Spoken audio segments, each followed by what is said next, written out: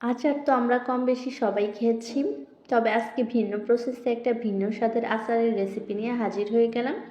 তো আশা করছি ভিডিওটা স্কিপ না করে পুরোটা দেখবেন। তো এখানে আমি 2 কেজির মতো পাকা টমেটো নিয়েছি, আর অবশ্যই পাকা টমেটো নিতে হবে। তো এগুলোকে আমি খুব ভালো মতো ধুয়ে নিয়েছি। তো এখন স্লাইস করে কেটে নিচ্ছি। তো এভাবে করে আমি প্রতিটা টমেটোই কেটে নেব।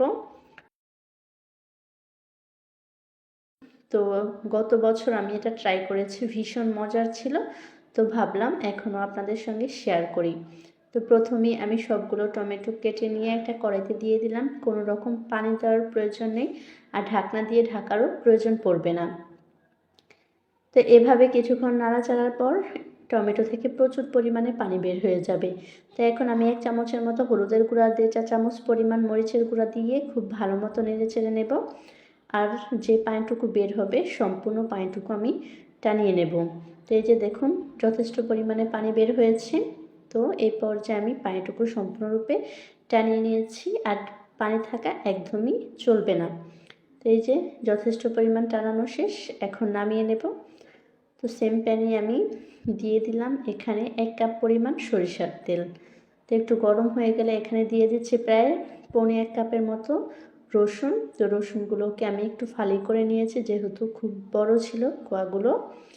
তো একটু ভেজে নেব ব্রাউন করে। যখন সুন্দর একটা গ্রান বের হবে আর অনেকটা ব্রাউন হয়ে যাবে, ওই পর্যায়ে আমি অ্যাড করে দিচ্ছি 3টা তেজপাতা একটু চিড়ে, আর 4 টুকরা দারচিনি।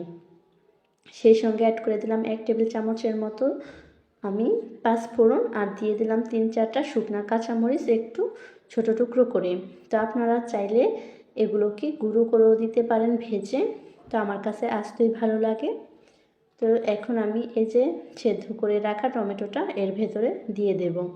তো দেওয়া হয়ে গেলে সম্পূর্ণরূপে ভালো মতো মিশিয়ে নেব মশলার সঙ্গে। তো মেশানো হয়ে গেলে এখন কাজ হবে টমেটো থেকে সম্পূর্ণ পানিটুকু প্রপারলি টানিয়ে নেওয়া। পানি থাকলে কিন্তু আচার নষ্ট হয়ে যাবে।